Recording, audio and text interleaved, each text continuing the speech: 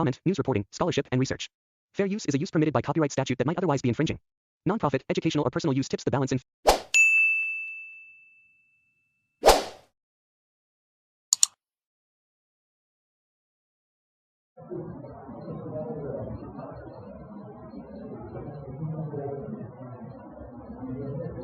Teeth and gum. Teeth and gum. Gum মানে মাটি।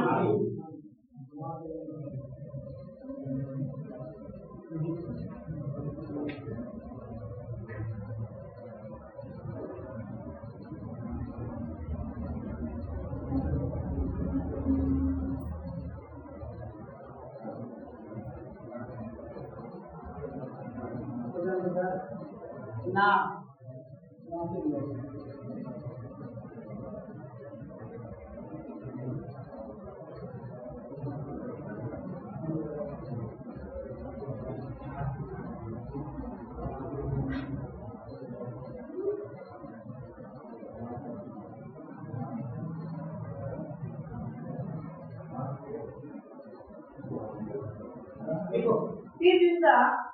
Teeth is the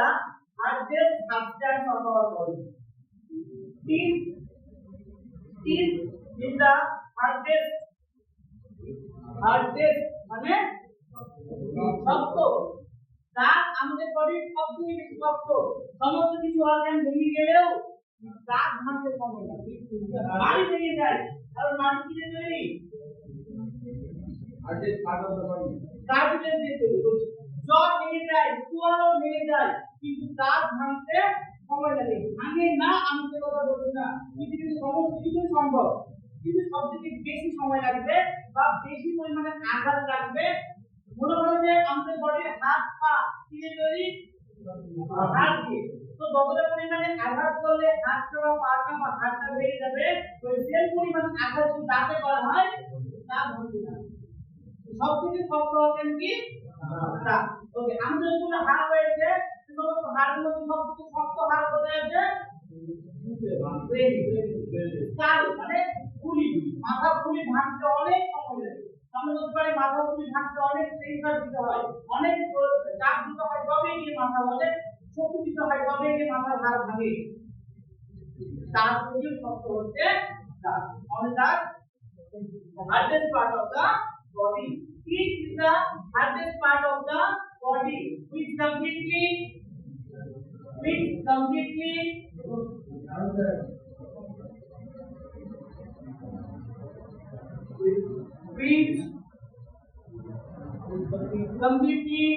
up of মানে তৈরি করা বা তৈরি হওয়া, which completely made up of keratin. ওটা লেখা আছে which completely made up of keratin, calcium and cobalt.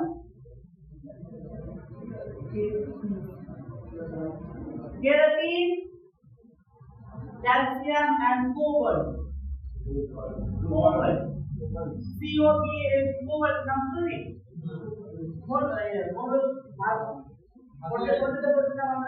cobalt. দাঁত কি দিয়ে তৈরি? Keratin, calcium, cobalt। এই তিনটি পদার্থ একসাথে যুক্ত হয়ে দাঁত তৈরি হয়েছে। তাই আমাদের দাঁত অনেকটা সবথেকে বেশি শক্তিশালী বলে আমরা মনে করি। দাঁত খুব কম ভাঙে। কেউ বললো দাঁত ভেঙে দিয়েছে, মেরে বলে মুখে মেরে দাঁত ভেঙে দিব, এবার প্রচুর পরিমাণে আঘাত দেওয়া হবে। আমরা বলি না যে মেরে দাঁত ভেঙে দিব, মানে কি আমরা প্রচুর পরিমাণে আঘাত দেব। দাঁত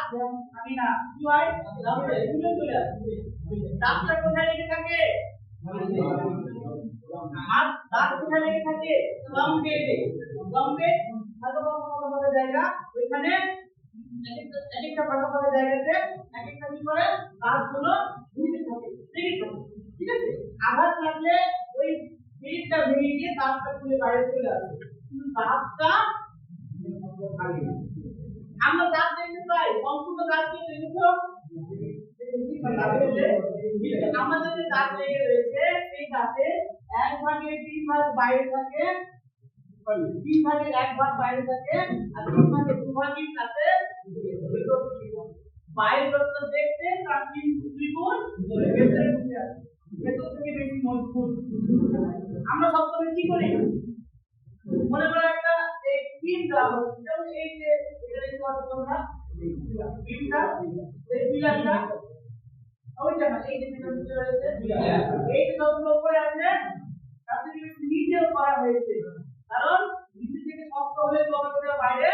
দাঁড়িয়ে থাকবে। এই যে দাঁত আমরা দেখতে পাচ্ছি, এই দাঁতটা উপরে 3/1 আর 3/2 ভেতর দিকে ঢুকে আছে। আমরা ডিপ করার জন্য যে পিলারগুলো বানাই, সেই পিলারগুলো বানানো হয় বাইরে থেকে আমরা দেখতে পাই তার থেকে অনেকটা ভেতর ভিতরে চলে আসে, বুঝতে পারলে না? আমরা পাহাড় থেকে দেখতে পাই পাহাড় বাইরে যতটা আছে ভেতর থেকে 3 গুণ বেশি আছে। জানো তো পাহাড় কি? পাহাড় কি জানো? পৃথিবী তৈরি হওয়ার পর পৃথিবীতে লোক ছিল, সৃষ্টিকর্তা পাহাড় দিয়ে দেখে মনে করে এটাকে আটকে দিয়েছে, জানো না?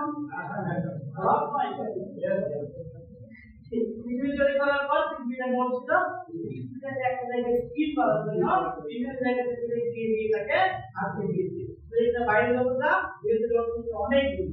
মানে পাহাড় বাইরের জগৎটা ভেতরটা থেকে অনেক দূর, তার বাইরের জগৎটা ভেতরটা থেকে দূর। তাহলে তার আমাদের বাড়ির সব থেকে শক্ত অর্গান, শুনো, তার আমাদের বাড়ির সব থেকে শক্ত অর্গান, তার তৈরি হয়েছে কি দিয়ে? কেরাটিন, ক্যালসিয়াম আর ফসফরাস। কেরাটিন, ক্যালসিয়াম আর ফসফরাস শুক্রবৃন্দ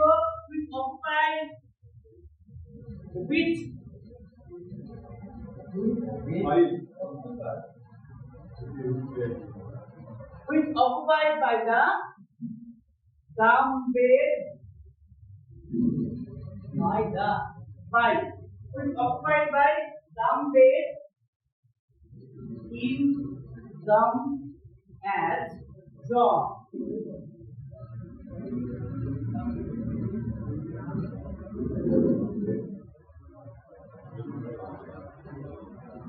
Which occupied by gum bed in gum as jaw. দাঁত কোথায় থাকে? মাড়িতে থাকে। দাঁত কোথায় থাকে? মাড়িতে থাকে। মাড়ি কোথায় থাকে?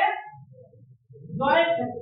জ মানে চোয়াল, চোয়াল তার উপরে কি? মাড়ি, তার উপরে দাঁত, এর উপরে দাঁত, তারপর মাড়ি, তারপর হচ্ছে চোয়াল, চোয়াল তার উপরে মাড়ি, তার উপরে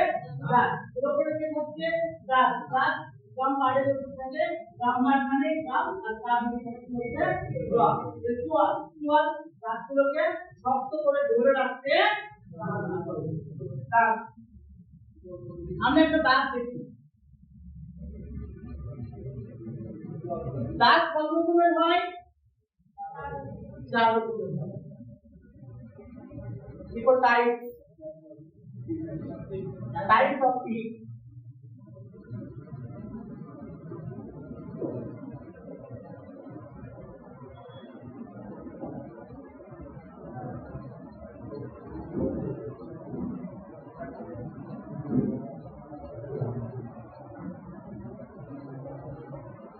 Types of teeth. Number 1, according to lifespan. Number 1, according to lifespan. Lifespan মানে জীবিতকাল। লাইফস্টাইলের জীবিতকালকে কিভাবে ভাগ করা যায়? এক, টেম্পোরারি আর permanent. Permanent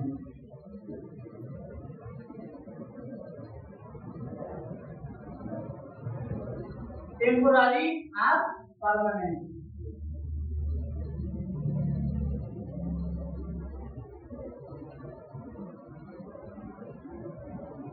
According to lifespan, is temporary, 20, permanent, 32.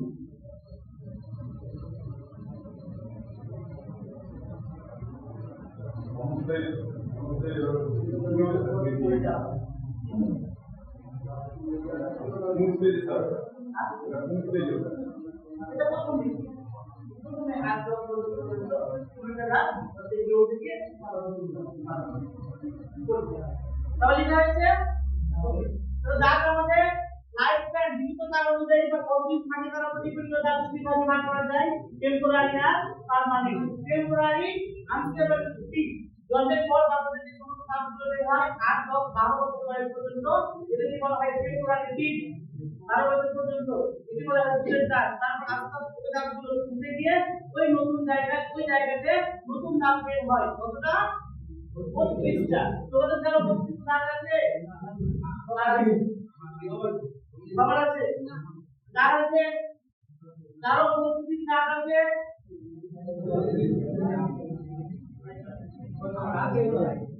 আছে কারণে 32 দাঁত এখানে যারা বসে রয়েছো কারোর মধ্যে নেই 32 দাঁত আমরা বুঝতে বলি 32 দাঁত কমপ্লিট তৈরি হয় না এখানে 3.5 দাঁত তৈরি হয় তাহলে একটু 3.5 এখান থেকে যে পরে দাঁতগুলো রয়েছে সেগুলো অর্ধেক দাঁত এমন ভাবে যুক্ত হয়ে আছে ঠিক আছে 32 দাঁত কারো তৈরি হয় না বর্তমান সময়ে আমাদের নাড়ির আকারটা ছোট হয়ে গেছে এটা একটা পরিবর্তন আগে আমাদের মাথার সাইজটা বড় ছিল 32 দাঁত অনেক থাকতে পারতো আস্তে আস্তে আমাদের ব্রেনের সাইজ স্কালের সাইজ মাথার সাইজ ছোট হয়ে গেছে তাই দাঁত 32 পর্যন্ত গজাতেই পারে না আমাদের এই মাঝের স্ট্রাকচারে 32 দাঁত কখনোই সম্ভব নয় কিন্তু আমরা 32টাই লিখবো হওয়াটা সম্ভব হয় না আমরা একদম বলতে আমরা অ্যাবনর্মাল টাইপ হয় না কিন্তু হয় 32টা আর প্রথম দিকে কতটা দাঁত বের হয় 20টা প্রথমে 2 তারপরে 4 তারপরে 6 তারপরে 10 দুইটা ধরে উঠে যায় তাহলে না 20টা সব দাঁত ওঠে না 44 গুলো উঠে যায় সামনে দাঁতগুলো উঠে যায় তারপর ওই জায়গায় নতুন দাঁত তৈরি হয় আমাদের প্রথমে মাঝের পাড়া দাঁত বের হয় দুটো মানে প্রথমে একটা বের হয় উপরে একটা নিচে একটা প্রথমে 2 তারপর 2 থেকে 8 দুটো বাড়ে 4 হয় 8 দুটো বাড়ে 6 হয় তারপর 8 হয় ডাইরেক্ট কত হয় 10 হয় সিকোয়েন্স রয়েছে ফর্মুলা রয়েছে এইভাবে দাঁত তৈরি হয় 10 এর পর আস্তে আস্তে 14 16 20 পর্যন্ত হয় 20টা হওয়ার পর সামনে 10টা দাঁত নিচে দাঁত উপরে দাঁত এই 10টা দাঁত উঠে গিয়ে আবার তিন জায়গায় নতুন 10টা দাঁত তৈরি কমপ্লিটলি আস্তে আস্তে 28 30 এই দাঁত পর্যন্ত পৌঁছায় সর্বোচ্চ 30 দাঁত 31 দাঁত পর্যন্ত হতে পারে কতটি দাঁত হয় পার্মানেন্টে 32টা টেম্পোরারি 20টা দাঁত কত বাচ্চাদের আলুতে যেটা দাঁত হয় ওটা দাঁতের সঙ্গে পাতলা হয়ে গেলে কারণ বাচ্চাদের আলুতে দাঁত হয় আজকেও দাঁত ভরপুর কষ্ট হয় আজকেও দাঁত থাকলে ওই যে দাঁত বের হয় সেই দাঁত completely due to the infection ওই দাঁতটা বের হয় আলুতে উপর দিকে ওই দাঁতটা বডি ইনফেকশনের ফলে হয় বডি ইনফেকশন শুধুমাত্র রূপের নয় আরো অনেক রূপের ইনফেকশনের সমস্যা দেখা দেয় সবসময় জ্বর লেগেই থাকে আর ডায়রিয়া হয় ডায়রিয়া এক ধরনের ব্যাকটেরিয়াল ইনফেকশন ডায়রিয়া হলে আমরা কি বলছি অ্যান্টিবায়োটিক ডায়রিয়া কি ব্যাকটেরিয়াল ইনফেকশন ওটা ইনফেকশন হয় আমরা বলি ফুসফুসন কি বলবো না আমরা বলবো ইনফেকশন রাস্তা ইনফেকশনের ফলে বেরিয়ে গেছে এবং বাকি ডায়রিয়া বা অন্যান্য ফুসফুসন বাকি সমস্যাগুলো ব্যাকটেরিয়াল ফলে বুঝেছো ওকে জন্মের পর কত বছর বয়সে কত বছর পর থেকে বের হয় প্রায় 6 মাস পর জন্মের সময় কোনো বাচ্চা দাঁত দিয়ে জন্মাতে পারে অনেক বাচ্চা হলো অনেক বাচ্চা জন্মের সময় কত নয় অনেক বাচ্চা জন্মের সময় দাঁত দিয়ে জন্মাতে পারে এই দাঁতটা আমরা কি বলবো জন্মগত ওই দাঁত কাদের না এই দাঁতকে বলবো আমরা সিনোটিপ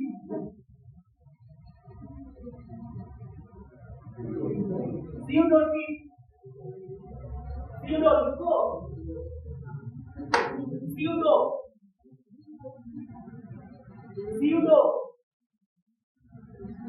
সিনোটিপ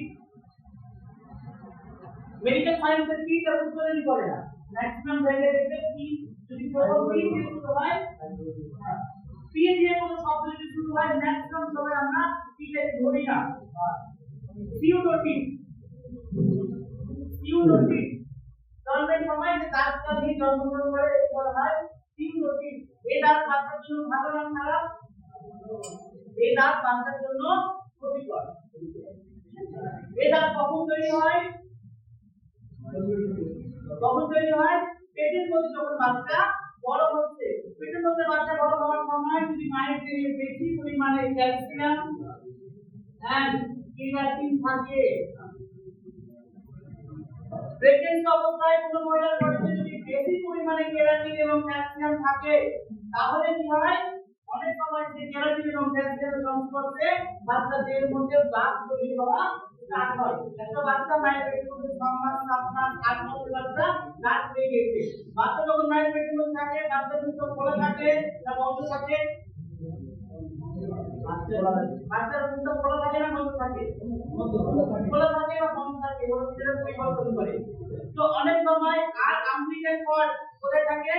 বাচ্চার চারপাশে। আম্বিলিক্যাল কর্ড মানে যে নাভিটা আমাদের নাভির সাথে যুক্ত থাকে, নাভির সাথে বাচ্চার নাভির সাথে যুক্ত থাকে, আর ওই যে থাকে প্লাসেন্টার সাথে, পুরের সাথে, মায়ের সাথে।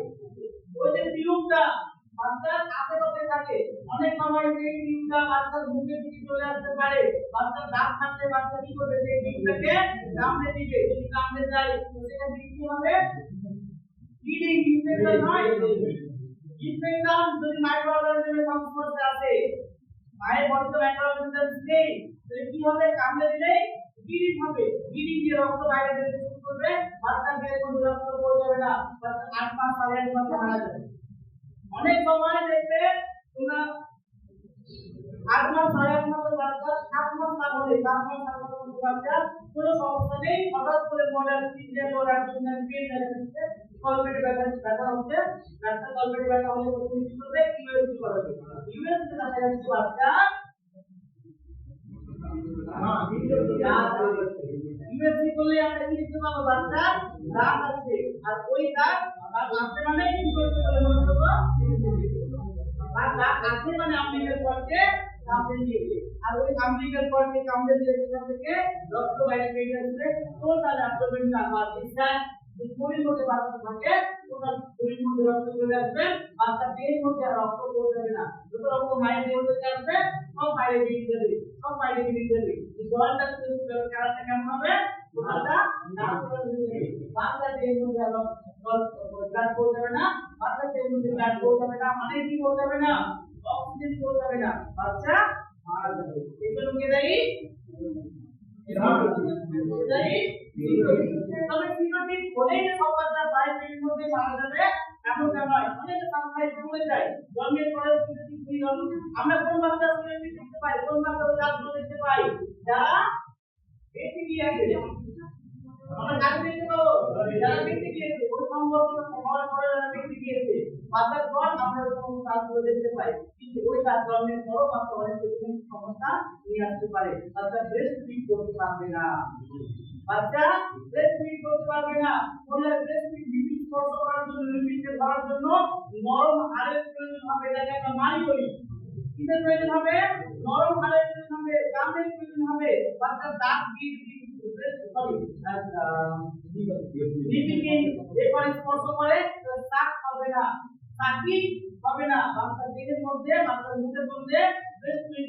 মাতৃযুক্ত বাচ্চার দেহের মধ্যে প্রবেশ করবে না, বাচ্চা বুঝতে পারবে না, বাচ্চার দেহের মধ্যে ব্রেস্ট ফিড যাবে না। সমস্যা দেখা যাবে। আমরা কিভাবে ডাক্তারকে দিলো ফিড থাকবে, দিলো ফিড কোথায় দেখতে পাবে? ইউএসজি কোডে। ওরা দেখতে পাবে ইউএসজি কোডে। কোন ছোট খাতা এনেছো? ছোট ডায়েরি সবাই এনেছো? সিনোটিক ওইখানে লিখো। সিনোটিক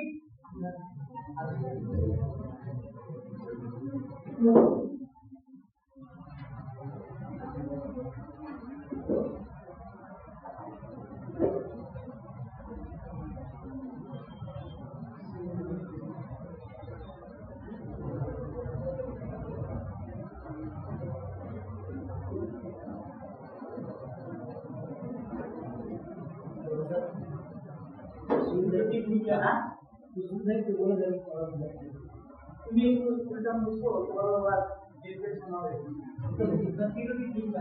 লিখেছো? পাশে লিখো। It is a what is it is a বলো কথাই it is a what is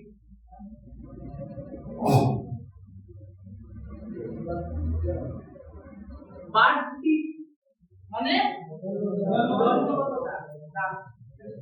বাংলায় তুমি লিখে রাখতে পারো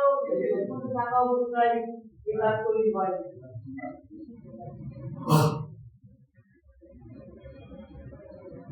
লিখের জন্য বলে দেবো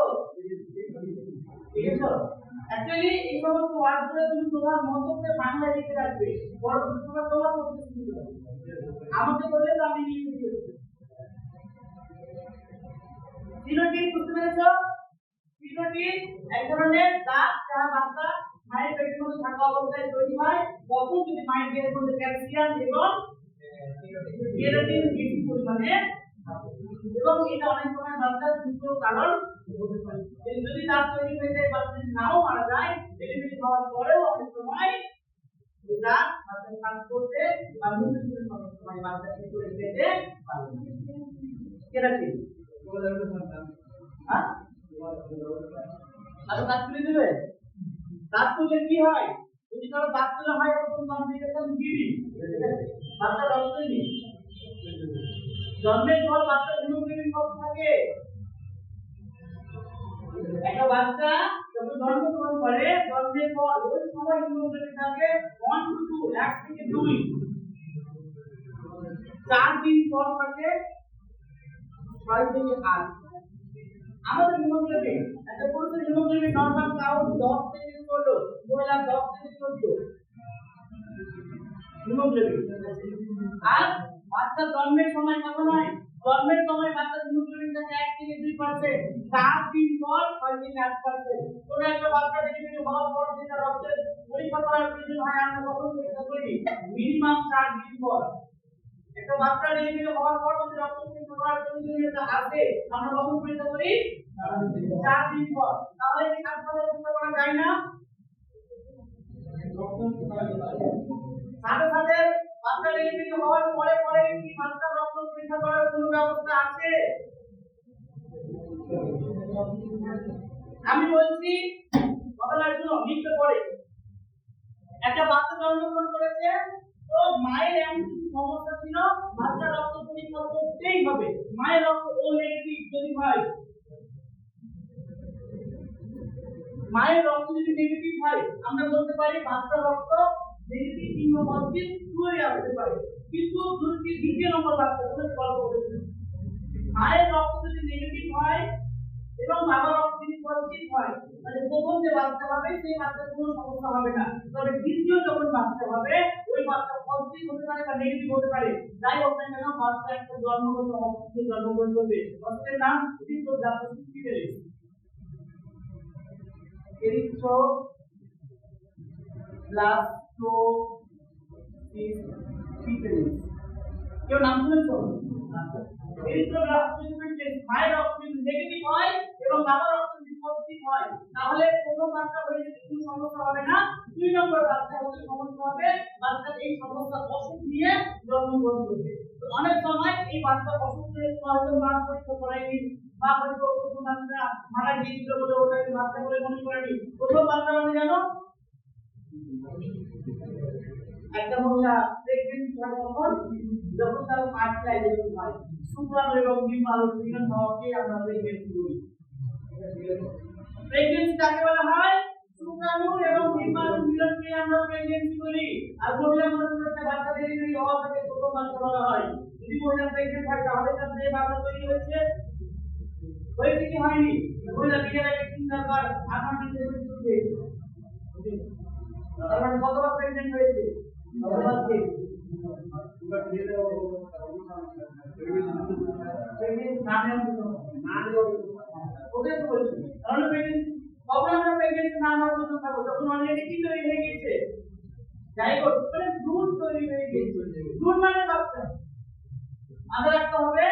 জুন মানে বাচ্চা আজ থেকে যা জুন সেটাকে কিছুদিন করতে হবে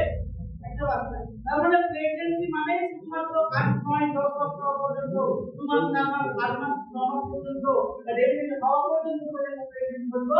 এমনটা নয় প্রেগন্যান্সি মানে ওভাবে স্পার্মের মিলন জাইগোট তৈরি হওয়া ফার্টিলাইজেশন করে একটা ঘটনা আমরা আলোচনা করব ফার্টিলাইজেশন মানে প্রেগন্যান্সি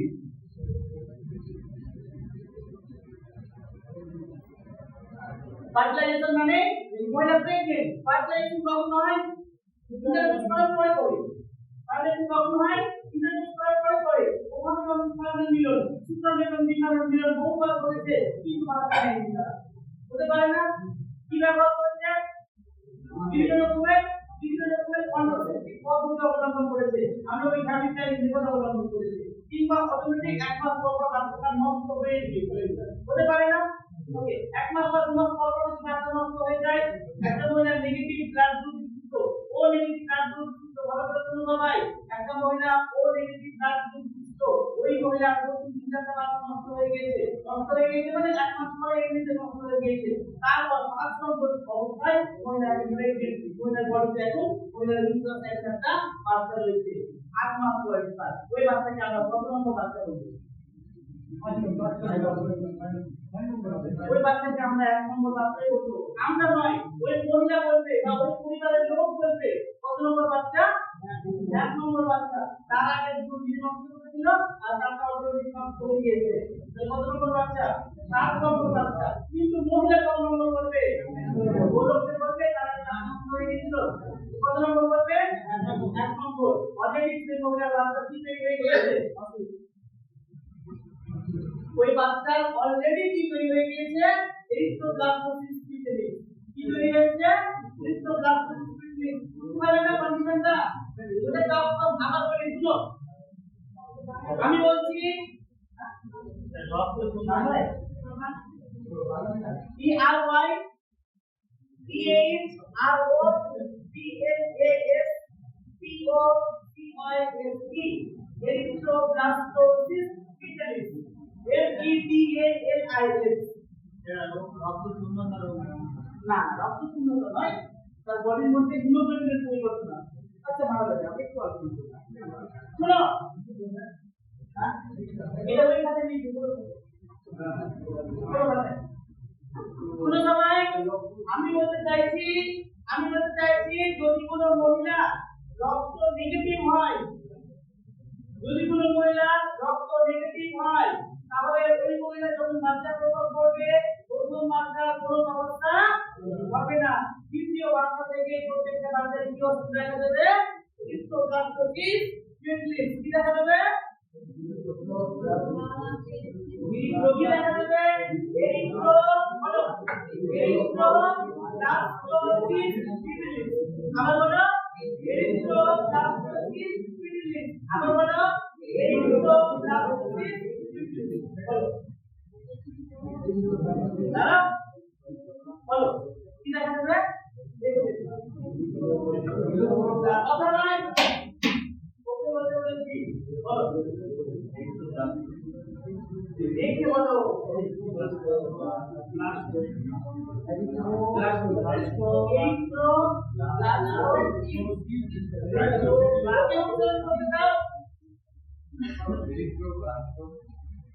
देखिए एरिथ्रोब्लास्टोसिस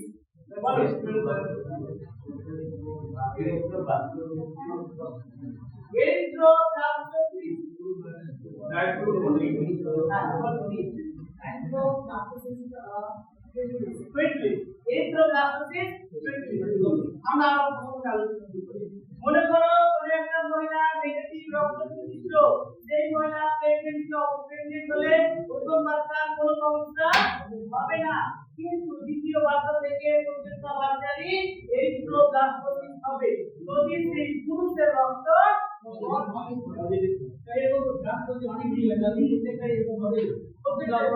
কিন্তু পুরোটা শেষ করে দাও তার আগে ইনজেকশন বলে কি হয়ে যাবে প্রথম বাচ্চা হলে একটা ইনজেকশন করতে হয়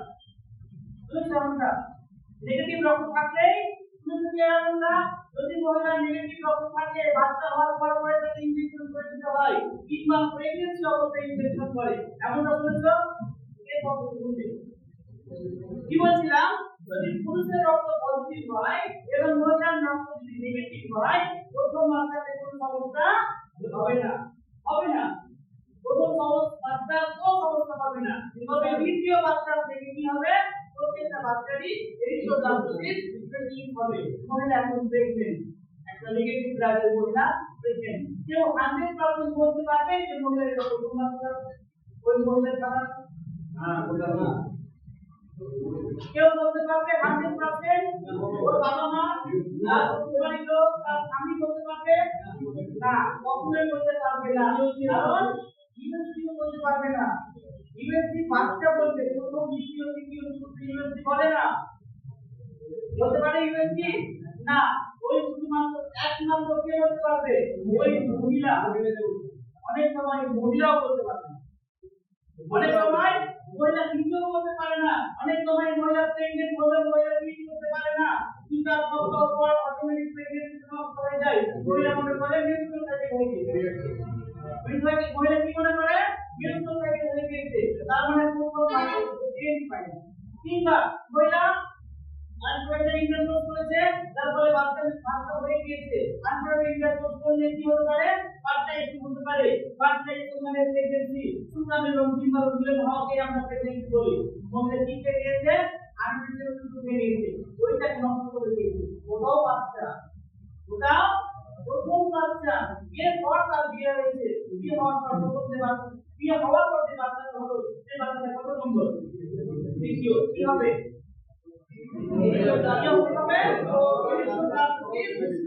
হওয়ার সম্ভাবনা কত পারছেন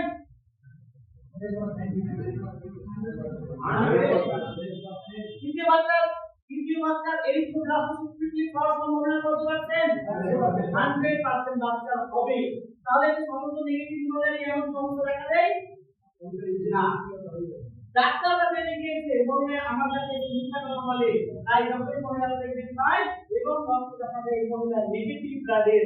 তাকে জিজ্ঞাসা করা হয় এটা কত নম্বর বাচ্চা বলে আমি মহিলা কি রক্ত করে বলে দেয় এটা আমার প্রথম বাচ্চা কিন্তু তবুও তার কথাই ডাক্তার কখনো বিশ্বাস করে না অলরেডি সেই মহিলাকে ইনজেকশন প্রেসক্রাইব করে দেয় প্রথম বাচ্চাকে ইনজেকশন করে সমস্যা হবে কিন্তু দ্বিতীয় বাচ্চা ইনজেকশন না করলে তাই ওর কথাতে কান না দিয়ে ওকে অলরেডি ইনজেকশন করে দেয় তাই বাচ্চা কি হয় না এরকম ডাক্তার হয় না কিন্তু ইনজেকশন না করলে এরকম ডাক্তার হয় তোমরা আমরা বলি কি বলি তোমরা আর এই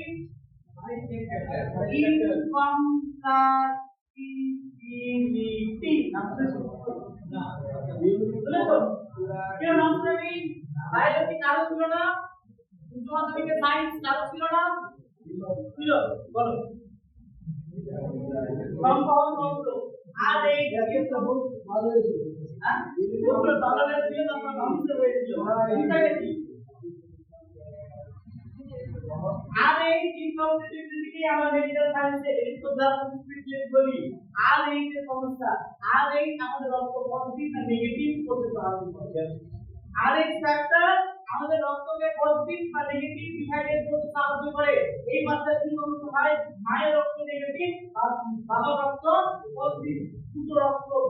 মানে দুটো ক্রোমোজোম একসাথে মিলিত হয় একটা পজিটিভ একটা নেগেটিভ দুটো রক্ত একসাথে মিলিত হয়ে বুঝতে পারে না এটা পজিটিভ তৈরি করবে নেগেটিভ রক্ত রূপান্তরিত করবে ওই সময় আরবিসি ফর্ম হয় আরবিসি বি ফর্ম হয় অর্থাৎ স্ট্রাকচার থেকে ভাবে গঠন হয় না এই তো প্লাজমিক স্ট্রাকচার আরবিসি বি ফর্ম তৈরি হয় এবং আরবিসি অক্সিজেন গ্রহণ করতে পারে না ডেলিভারি হওয়ার পর ডাক্তার কে তুলে বাচ্চা মারা যায় তুলে বাচ্চা ডেলিভারি হওয়ার পর কে তুলে মারা যায় তার দুটো নেগেটিভ হলে সমস্যা নেই দুটো পজিটিভ হলে সমস্যা নেই বড় নেগেটিভ হলে কোনো সমস্যা নেই আমার কাছে কি রয়েছে তো প্রেগন্যান্সি হলে আমাকে ইনজেকশন করে দেবো ইনজেকশনটা কি দিতে হবে ইনজেকশন RH RH কমপ্লিটিভিটি মানে ওষুধের নাম ইনকমপ্লিটিভিটি আর ইনজেকশনের নাম RH শুধু RH বলে মানে ব্র্যান্ডেড RH ব্র্যান্ডেড হ্যাঁ ইনজেকশনের নাম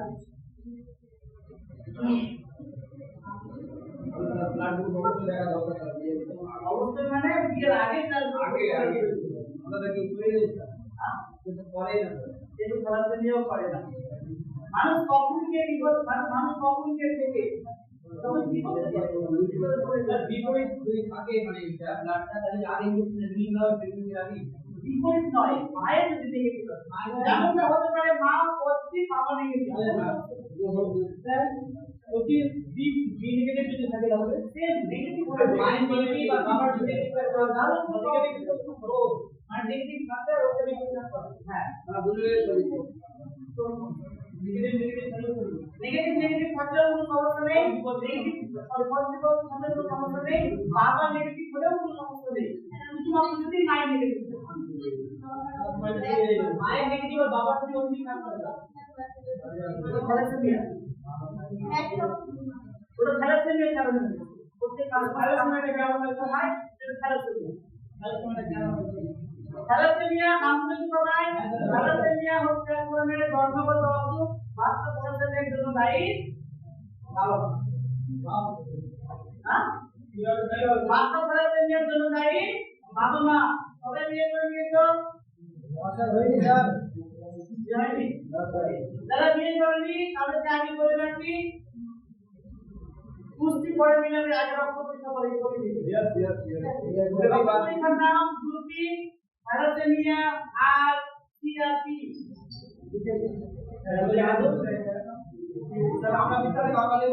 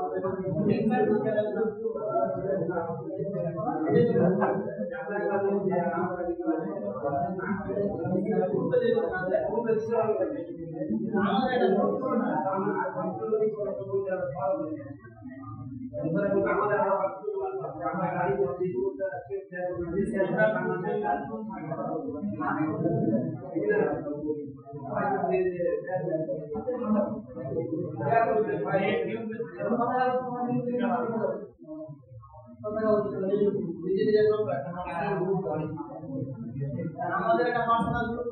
করা হলো ও ভাষা কারা কারা একই হাত তুলবে হ্যাঁ তো কোন আছে আসলে ব্যাস করে দেবো ধীরে ধীরে এই কোনটা বলবা এখন নিয়ে যাবে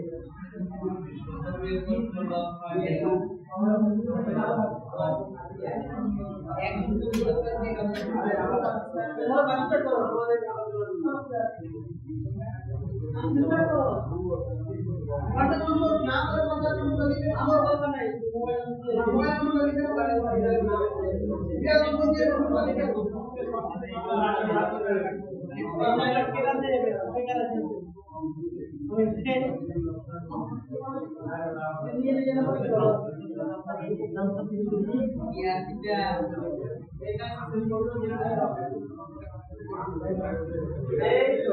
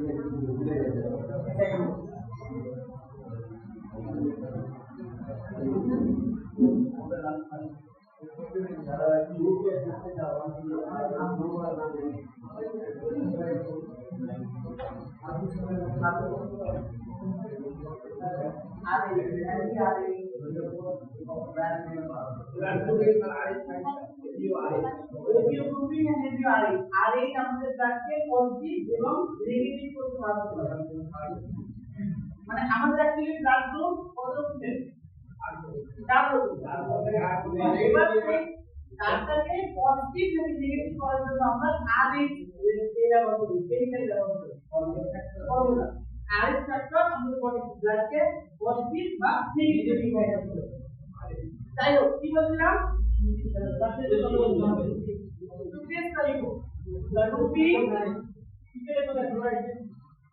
থ্যালাসেমিয়া কত কথা রুবি থ্যালাসেমিয়া আর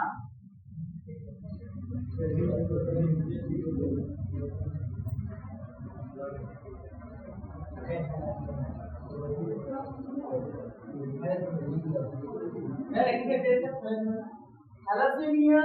অ্যাকচুয়ালি আমাদের বডিতে অনেক সময় রক্ত ভাঙতে শুরু করে এই রক্তটাকে বলা হয় থ্যালাসেমিয়া নিউমোনাইসিস রক্ত কমতে শুরু করে তখনই তার ব্লাডের কাউন্টটা কমে যায় গ্রুপিং আর সিআরপি ইডিটি দিয়ে সিআরপি হয় একটা ক্লট হয় দিয়ে লাভ হয় কিন্তু আমরা এই সিআরপি করার পর ইডিটি দিয়ে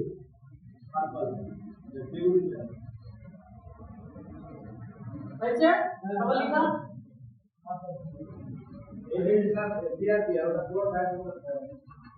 সিআরপিটা এই ডিসি ভাইতে করো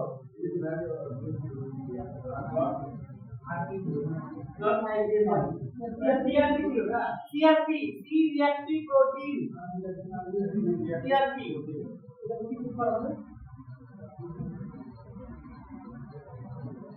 ওকে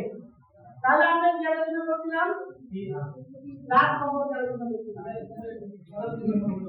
থ্যালাসেমিয়া আলোচনা করাবো থ্যালাসেমিয়া হচ্ছে এক ধরনের রোগ যেখানে আমাদের বডিতে সুস্থ বাচ্চাদের বডিতে রক্ত তৈরি হয় না এর জন্য দায়ী বাবা মা ক্যারিয়ার হয় বাবা মা যে থ্যালাসেমিয়া থাকবে না যদি ওই বাবা মা ক্যারিয়ার হয় তবে কি বাচ্চা তৈরি হবে তো বাবা মা কি এফেক্ট হবে বাবা মা এফেক্ট হয় না বাবা মা ক্যারিয়ার ওটা অন্য ওদের বংশ পরম্পরা যারা ছিল সেখান থেকে বাবা মা তৈরি বাবা মা ক্যারিয়ার বাবা মা থেকে বাচ্চা তৈরি আমাদের উত্তর করা যাবে না ওই নাম করার কিছু করার নেই বাবা মা যদি থাকে দেখো বাবা পজিটিভ ক্যারিয়ার হিসেবে মাও পজিটিভ ক্যারিয়ার হিসেবে তাহলে হবে এবার যদি আমরা এখন দিয়ে দিচ্ছি বাবা পজিটিভ আর মা নেগেটিভ তাহলে ওই বাচ্চাদের হবে না উল্টো করে মা নেগেটিভ বাবা নেগেটিভ মা পজিটিভ তাহলে বিয়ে করলে সে বাচ্চা হবে তার মধ্যে দেখা দেবে না এরা হচ্ছে ক্যারিয়ার হিসেবে পজিটিভ যদি দুজনেই একসাথে পজিটিভ হয় তাহলে থ্যালাসেমিয়া হবে না তো প্রশ্ন দুজনেই নেগেটিভ তাহলে হবে না গ্রুপিং মানে ব্লাড গ্রুপ করা হয় কেউ এ বি পজিটিভ নেগেটিভ বলে দিতে হবে না দুজন পজিটিভ হবে যদি হিমোফিলিয়া স্যার হিমোফিলিয়া হবে কত নয় প্লাস মাইনাস থাকলেই হবে প্লাস প্লাস থাকতে হবে মানে পজিটিভ মানে আপনারা দুজনেই যদি এফেক্ট মানে ইয়ে হয় ক্যারিয়ার হয় তবে বাঁচতে হবে একজন ক্যারিয়ার নয় তাহলে দুজনেই ক্যারিয়ার হতে হবে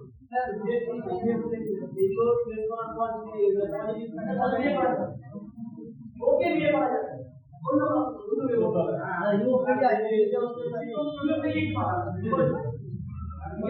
কথা নয় ভালো আছে হবে না বললাম হবে না হবে বলে না হবে না পজিটিভ হলে হবে তাহলে হবে হবে না এটা প্রথম কাজটা একজন ভালো আছে দ্বিতীয়টা ফালাতে নিয়ে আছে ডেথ হয়ে গেছে দ্বিতীয় বাচ্চাকে দেওয়া যাবে যদি ও দিয়ে থাকে তাহলে হওয়ার চান্সেস 99% বাচ্চা হয়ে গেছে দ্বিতীয় বাচ্চা ওর কি কোনো ওষুধ দিয়ে হতে পারে হ্যাঁ কিছুদিন পর থ্যালাসেমিয়া ইফেক্টটা দেখা যাবে 100% দেখছি বাচ্চাটা না তাহলে যেরকম ছিল তার কিন্তু নরমাল হচ্ছে হ্যাঁ দ্বিতীয় বাচ্চাটা যেরকম ছিল তো এই মুহূর্তে ক্লাস করতে নরমাল হচ্ছে বাচ্চা নরমাল হচ্ছে মানে কুইকনেস হচ্ছে একদম নরমাল এটা আসাটা অসুবিধা থেকে থাকতে হচ্ছে রক্ত পরিবর্তন করবে বাচ্চা মোটামুটি 8 বছর বয়সে তখন সুস্থ থাকবে প্রকাশ পাবে অন্যদিকে রক্তের প্রয়োজনীয়তা কম থাকে আস্তে যখন বাচ্চা বড় হবে তখন সমস্যা আরো বেশি আকারে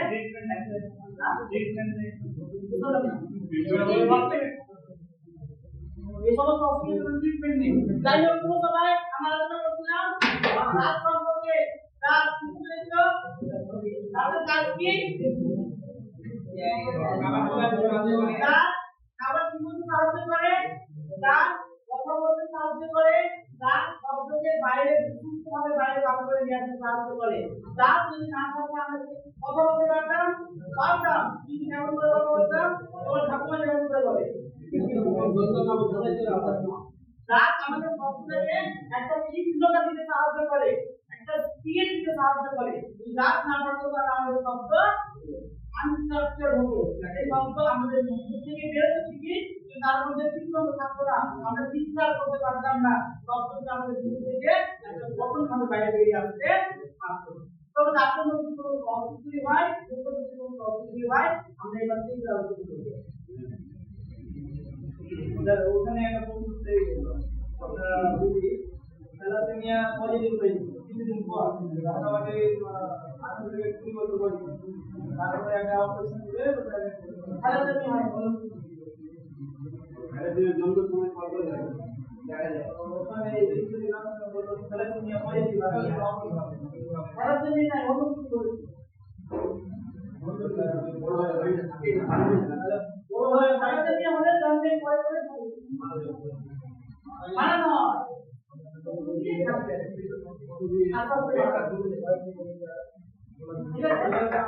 ওটা তো অপশন করেছিল জন্মের পরে বাচ্চারা হাত সাদা হয়ে যায় হাত পা সাদা হয়ে যায় জন্মের পর অ্যাকচুয়ালি বাচ্চাদের মধ্যে রক্তের পরিমাণ কম থাকে রক্ত আমাদের বডিকে এই কালার দিয়েছে জন্মের পর বাচ্চাদের রক্ত থাকে না অনেকটাই কম আস্তে আস্তে রক্তটা বাড়তে থাকে আস্তে আস্তে স্ট্রাকচারটা দিয়ে আসে আস্তে আস্তে কালারটা দিয়ে আসে রক্ত আমাদের কালার দিতে সাহায্য করে টোটাল বাইরে কি রয়েছে ব্লাড ভেসেল রক্ত ধারক তার মধ্যে রক্ত থাকে রক্ত নেই বাচ্চা যে একটা হিমোগ্লোবিন রয়েছে তাই রক্ত আস্তে আস্তে আস্তে রক্ত দিয়ে আসে এবং আবার আগে মানে কিছু কিছু জায়গায় ওই ওই জায়গাতে ব্লাড সাপ্লাই কম আছে হিমোফিলিয়া এক ধরনের ফিলিয়া মানে ভয় ফিলিয়া বা ফোবিয়া ফিলিয়া মানে ভয় হিমোফিলিয়া রক্ত ভয় তার বডির মধ্যে রক্ত তৈরি হয় না ওখানে অ্যাকচুয়ালি ডবল কিছু সমস্যা হয় আর থ্যালাসেমিয়াতে আর কিছু সমস্যা আমরা হিমোফিলিয়া থ্যালাসেমিয়া ভিতরে পড়াশোনা করব একটু দামটা বলে দিই তারপর আলোচনা করব দাম বা মারি দাম কি দাঁতগুলোকে এক জায়গাতে রাখতে একটা স্ট্রাকচার দিতে আর তার মুখ গহ্বরটাকে তৈরি করতে সাহায্য করে হচ্ছে মারি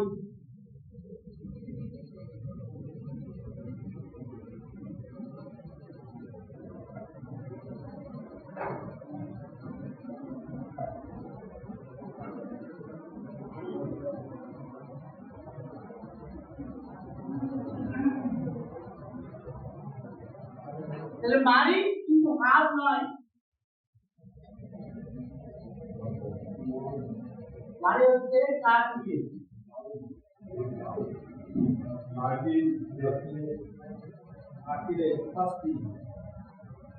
মারি কিন্তু কোন নয় হাড় নয় মারি হচ্ছে কার্টিলেজ কার্টিলেজ মানে তরুণাস্থি হাড় নয় নরম হাড় কার্টিলেজ মানে তরুণাস্থি এই তরুণাস্থি আর এই মারির মধ্যে থাকে কি দাঁতগুলো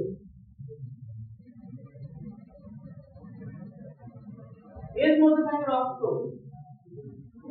এর মধ্যে থাকে ব্লাড দাঁতের মধ্যে রক্ত থাকে দাঁতের রক্ত থাকে অক্সিজেন ব্লাড সাপ্লাই আর অন্যান্য নার্ভ দাঁতের মধ্যে নার্ভ থাকে না দাঁতের মধ্যে একদম কিছু থাকে না দাঁত শুধু ক্যালসিয়াম কেরাটিন আর কোলবার দিয়ে তৈরি করা একটা পদার্থ একটা অর্গান বড় হয় না বড় হয় না দাঁতের মধ্যে যেরকম সংকোচ আছে সেরকম যন্ত্রণা আস্তে বড় হয় এটার মধ্যে ব্লাড থাকে বুঝলে এবার অ্যাকচুয়ালি ব্লাড থাকে কোথায় কোথায় মারিতে গ্রামে থাকে ঠিক আছে এই গ্রাম দাঁতগুলোকে শক্ত করে ধরে রাখতে সাহায্য করে তো দাঁতের যদি অসুখ হয় সমস্ত অসুখ কোথায় হয় গ্রামে দাঁতের কোনো অসুখ হয় না দাঁতের শুধুমাত্র অসুখ হয় একটা অসুখের নাম টিথ ডিকে দাঁত পড়ে যায় বাকি আর দাঁতের কোনো অসুখ হয় না দাঁত কালো হয়ে যায় দাঁত কালো হয়ে যায়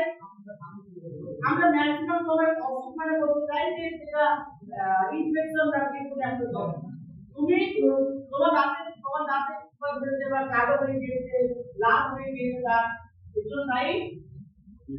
তোমার বিহেভিয়ার তুমি পান খাচ্ছ তুমি স্মোক করছো গুটখা খাচ্ছ ওইগুলোই তোমার দাঁতকে বাইরে থেকে এফেক্ট করছে তো ভেতর থেকে কোনো অসুখ কিন্তু নেই বাইরে থেকে তোমার দাঁতের উপর তুমি পরিষ্কার পরিচ্ছন্ন থাকছো না তুমি দাঁতকে হাইজিনিক রাখছো না তাই তোমার দাঁতের মধ্যে সমস্যা দেখা দিচ্ছে ভেতর থেকে ইন্টারনাল দাঁতের কোনো অসুখ হয়নি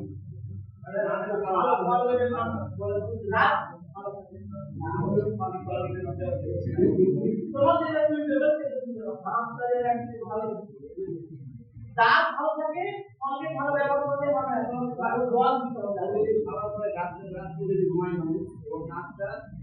ভালো থাকে খাবারটা দিলে বন্ধ হয়ে যায় নরমালি আমাদের কাজ করার নিয়ম রাত করার নিয়ম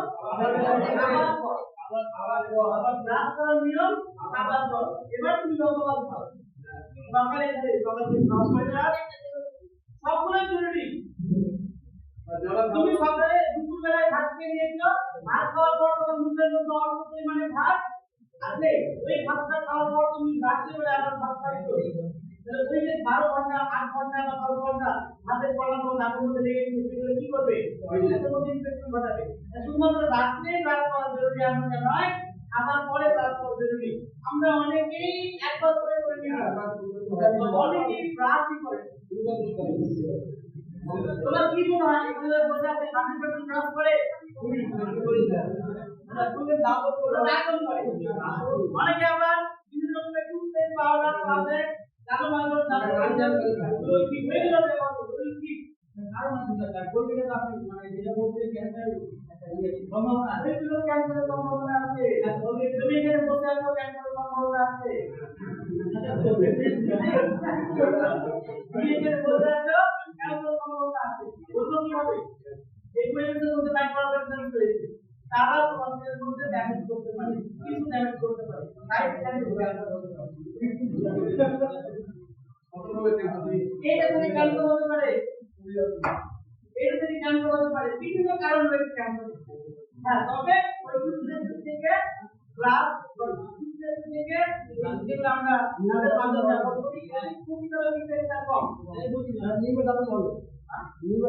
নিমে দাঁত কিন্তু সামনের দিকে দাঁতকে পরিষ্কার করে ভেতর দিকে ক্যাভিটিতে জমা করে নিচে বাইরে বার করে নিয়ে আসে নিমে দাঁত কিন্তু সামনের দিকে দাঁতগুলো এবার তুমি কি করে নিমে দাঁত করার পর অনেকে নিমে দাঁত করার শুরু করে ঢুকে দেয় ওগুলো কি করে বাইরে বার করবে রাত তিনবার কাজ করতে হবে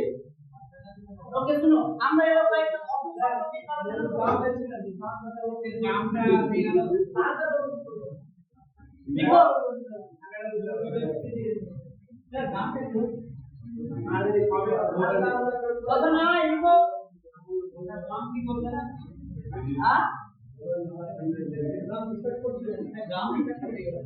গ্রাম ছোট হয়ে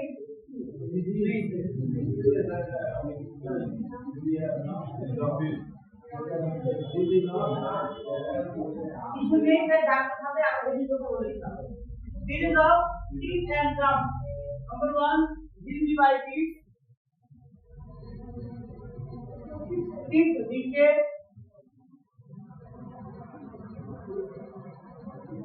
Teeth ache.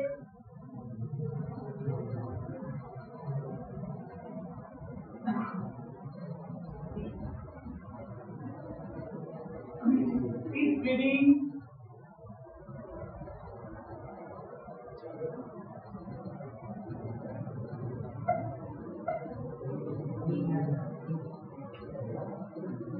Gum erosion.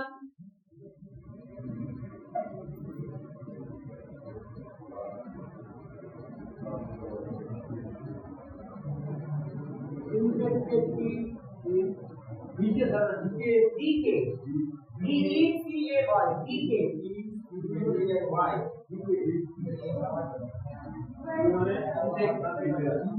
Other line, gingivitis,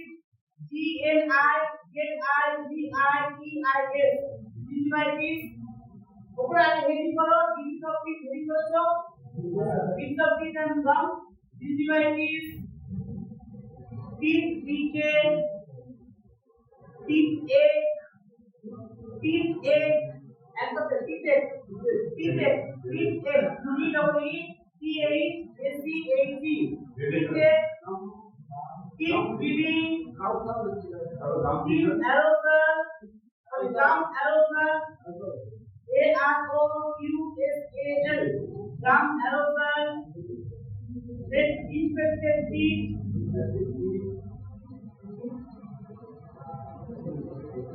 teeth eruption. 7 নম্বর লিখো heat eruption. Heat eruption.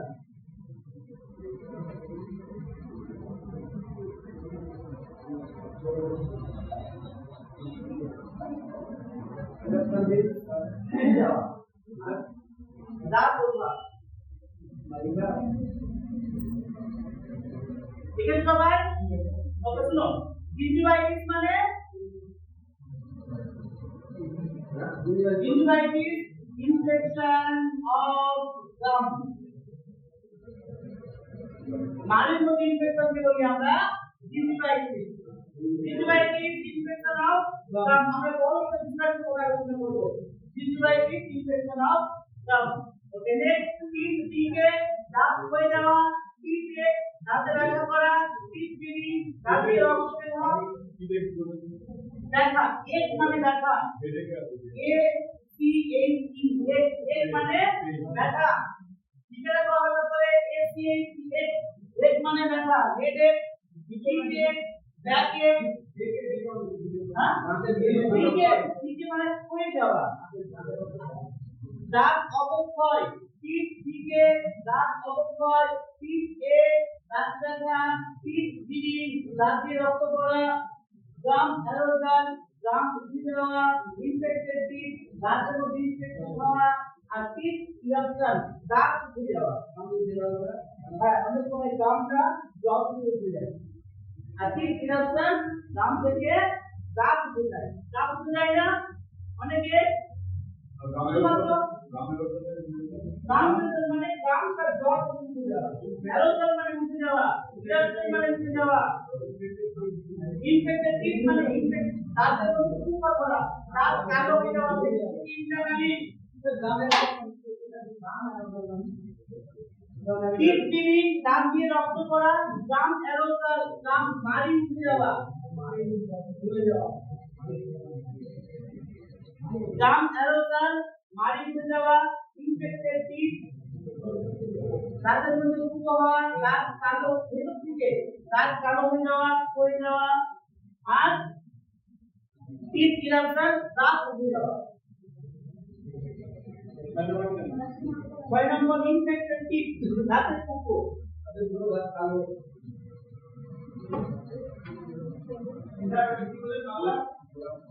দাঁতের কুপো টিপ ইরাপশন দাঁত উঠে যাওয়া 3 নম্বরটা টিপ এ দাঁতে ব্যথা আমরা প্রথম থেকে দেখো gingivitis infection of gum গামের মধ্যে ইনফেকশন মাড়িতে ইনফেকশন টিপ দিকে দাঁত হয়ে যাওয়া টিপে দাঁতে ব্যথা করা টিপ বিড়ি দাঁতে রক্ত পড়া গাম অ্যারোজাল গাম উঠে যাওয়া ইনফেক্টেড টিপ দাঁতে কুপো ধরা টিপ ইরাপশন দাঁত উঠে যাওয়া এক মানে ব্যথা ব্যথা সবাই কি হচ্ছে ওকে আমরা বড় করে আলোচনা করব gingivitis সম্পর্কে